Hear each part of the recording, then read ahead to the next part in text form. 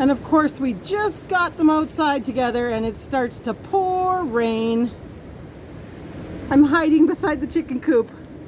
They don't seem that bothered, but so far the meet and greet out here with the fence between them has gone really well.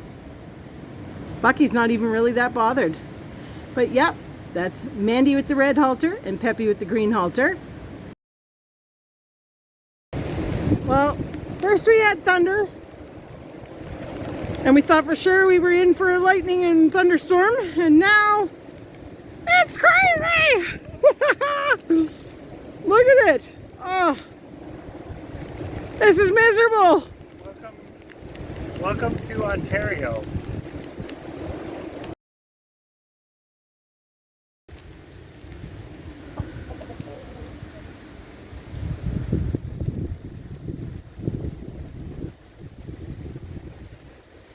Just crazy how fast that turned.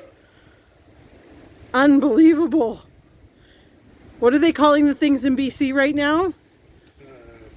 Something river, atmospheric river. We're having atmospheric snow. That was instant how fast that's come down and covered the ground. 2 days ago it was snowing in a blizzard, it seemed. And then last night it was -2 with a little bit of freezing rain. And today we're +9 and it's pouring rain. I mean, it's been pouring all day. So that's got to be funny stuff going on with the weather. And tonight they're calling for -7 or -11 with the wind chill. So this is going to definitely freeze hard, and we're not supposed to be above 0 tomorrow. So, welcome to Ontario's weather. On the plus side, the geese are loving this rain. Puddles galore, they're out playing and having a great time.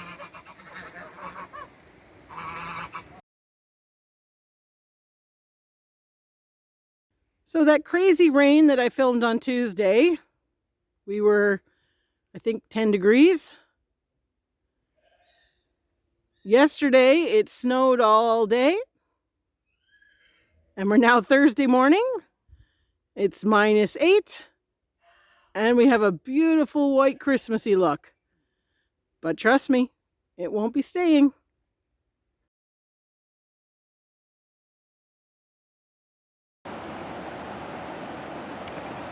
If you're a goose, this freeze-thaw cycle that we seem to have does have some benefits, i.e. there's lots of puddles. We're well on our way today to what's supposed to be a high of +14 degrees Celsius. As you can see, all the snow we had is pretty much gone. And there's only a little bit of ice left where the vehicles drive in the driveway, which right now is a mini goose lake.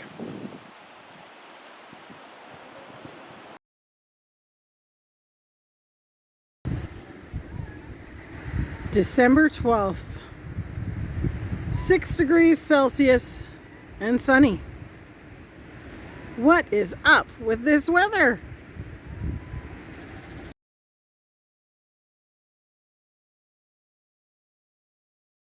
It was a lot nicer earlier today, and it's not terrible right now, but the weather's already starting to change back. And one of the benefits to this weather change, I suppose, in a weird way, is we still had 2 varieties of garlic to get planted.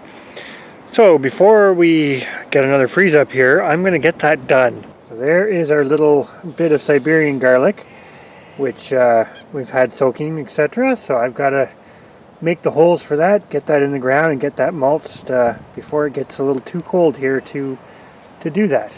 Alright, well, compared to what we planted already, this is only 54 Siberian garlic plants. And they're all in. So I've just got to cover them up and get some mulch on them. The wind is picking up. I'm also going to put a log here to kind of mark the end of it, although I did, for future reference, plant the Siberians just 3 across, because I didn't want to go too close to the panel because that will eventually become garden next year. So they're 3 across, whereas all the music is planted 4 across. So Should be easy enough to keep it apart, separate. The Siberian garlic is done. I've got it covered up. And frankly, whoever would have thought I'd be out here on the 12th of December in Eastern Ontario planting my garlic. That just doesn't seem like something anybody would do. Now, I wouldn't leave that to chance, but at the same time, half of the part of this video is sort of showing the unpredictability of weather patterns, at least in the shoulder seasons. So there you go. There's one right there. Now I still have my last kind of garlic, and I'll show you that. And we're going to go and actually plant that in the raised beds because I kind of ran out of room here in ground. Well, it's time for plan B, because even though we've had some unseasonably warm weather, the raised beds are frozen solid. I could get in like about a centimeter or so. So we're going to see about getting something in the ground here. So we're in sort of the main garden area, and I'm going to see if next to that kale behind me I can get a few holes in the ground and do a bit of a row there. So here's plan C. I tried by the kale and the ground is pretty frozen. Tried a couple other spots in the garden, also pretty frozen. And this section, which is right down from where our kohlrabi was, there's still a few in the ground actually. This section I could actually get in the ground. So guess where the garlic's going? Right here where you can see all those nice holes. So I got to get that planted and then get some mulch on it. There we go. The step's done. This experimental bed of garlic is covered. Now, one of the things I'm going to have to do here is get a little bit creative in protecting it from the chickens, because as you can see, chickens can go anywhere they want right now, and this will be really appealing, for lack of a better way to put it. So we hope this video is interesting, if nothing else, and maybe a little bit of food for thought that it's pretty hard to ignore that there are changes to local weather patterns. Given that I'm standing here on the 12th of December planting garlic after, I guess it's a little more than a week, but some really roller coaster type weather over the last little bit.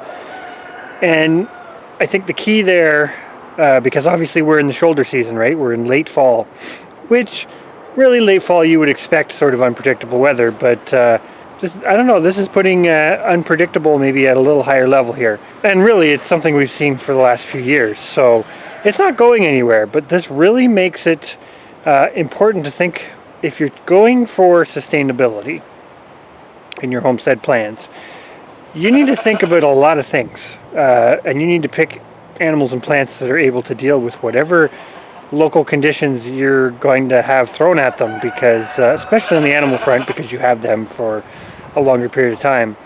Planning is certainly not easy when there's so many things up in the air and so many things that are no longer consistent anymore.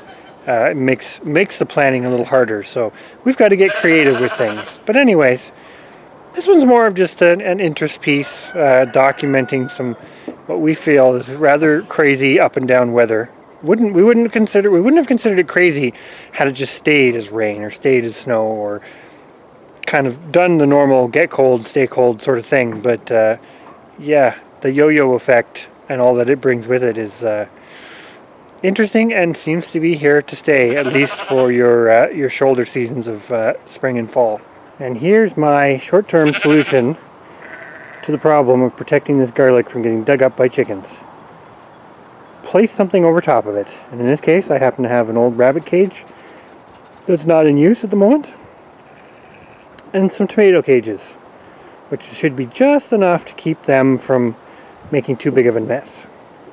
Doesn't look pretty, but it's a solution to a problem. And on that note, the moon is out, it's getting dark, and we've got animals to feed before we go in and feed ourselves. So how's that for some crazy weather and a conclusion to our 2021 garlic planting? We fortunately were able to get it done.